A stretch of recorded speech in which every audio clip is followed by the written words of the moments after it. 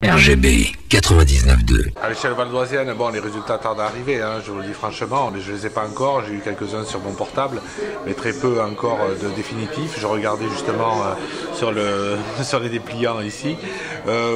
Écoutez, on s'y attendait un peu et c'est dommage, on perd le seul conseiller général que nous avions, puisque le canton avait complètement été remodelé, le canton de Besançon a été jumelé à celui d'Argenteuil qui occupait même une plus grande place, on va dire, sur ce canton, hein, sur ce nouveau canton. On se retrouve aujourd'hui donc sans conseiller général. C'est dommageable pour le Parti communiste, pour le Front de gauche, mais surtout pour les citoyens valdoisiens qui n'auront plus à leur côté un élu comme ça a été le cas avec Dominique Lespard ou avant avec Bernard Calabic, même quand ils se sont retrouvés seuls, un élu qui leur servait de bouclier face aux différentes attaques qu'ils subissaient, que ce soit par la politique d'austérité gouvernementale ou la politique d'austérité menée par Arnaud Bazin sur le département. Comment vous êtes ce soir, dans quel état d'esprit vous êtes au regard des résultats et de la montée du Front National comme attendu? Ah ben écoutez, moi je suis complètement révolté par cela, mais aussi conscient que c'est le fruit d'un mécontentement profond de la population, un mécontentement qui l'entraîne vers l'abstention, parce qu'on ne peut pas se satisfaire des chiffres de la participation ce soir, qui va vers, je le dis donc, vers l'abstention ou vers ce vote Front National qui est le même vote de colère, de haine, et qui n'est absolument pas un vote réfléchi, mais il peut s'entendre de la part de certains électeurs. C'est à nous de les convaincre, c'est à nous aussi, Parti communiste, Front de gauche, de commencer à construire une nouvelle gauche, une gauche qui combatte réellement l'austérité.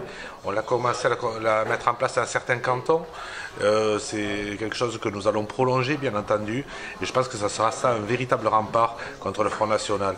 Voilà. Et puis une chose aussi, je voulais le préciser, quand on regarde les chiffres nationaux, on vous donnera les vrais chiffres nous, puisque sur ce département par exemple, tous les candidats du Front de gauche qui étaient en doublette avec par exemple quelqu'un d'Europe Écologie ont été classés dans les divers gauches dont soutien du PS. C'est le cas de 3 cantons sur le Val d'Oise où nous perdons la totalité des voix qui nous sont attribuées normalement. Donc je voulais signaler qu'on vous donnera les bons chiffres sur le résultat. Vous allez bouger avant le second tour, vous allez faire des actions? On va continuer notre action. On va voter pour un parti qui serait le plus républicain des deux. Je l'ai dit tout à l'heure sur le plateau, ce que je veux dire, je ne parlerai pas à la place de l'ensemble des candidats et des cantons. Il y a des configurations différentes, il y a beaucoup de gens qui sont investis dans cette campagne, des membres des partis politiques du Front de gauche, mais aussi des citoyens. C'est à eux aussi qu'il faut donner la parole. On ne peut pas se contenter de demander à ces citoyens de coller des affiches, de distribuer des tracts. Il faut aussi leur demander un avis sur le débouché que l'on veut voir mettre en place. Si vous me posez la question en tant que dirigeant du Parti communiste, je peux vous répondre clairement. Pas un élu du Front National sur ce département. Pour moi, c'est clair. Voilà, ça c'est une consigne que personnellement, je pense que je passerai. Voilà, après pour le reste, je laisserai les camarades sur les différents cantons pour prendre la parole. Actu 95, l'information en Val d'Oise.